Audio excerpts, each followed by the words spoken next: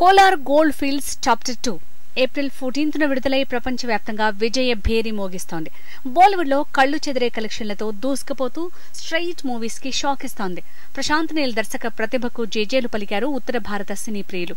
రాఖీభాయ్ యష్ ని pan India star గా స్వాగతిస్తున్నారు.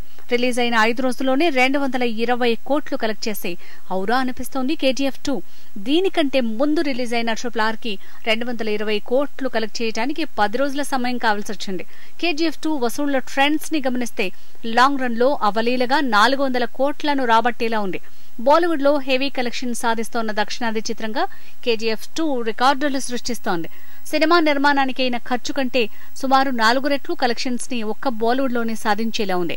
ఈ రికార్డుని బ్రేక్ చేయడం చాలా కాలం వరకు సాధ్యం కాకపోవచ్చు. బాలీవుడ్ సీనియర్ హీరోలు మాస్ యాక్షన్ చిత్రాలకు సెట్ కాకపోవడం ఒక కారణంగా చెప్పుకోవచ్చు. Bollywood youth stars full length mass action movies ని సెలెక్ట్ చేసుకోకపోవడం మరో కారణంగా చెప్పుకోవచ్చు.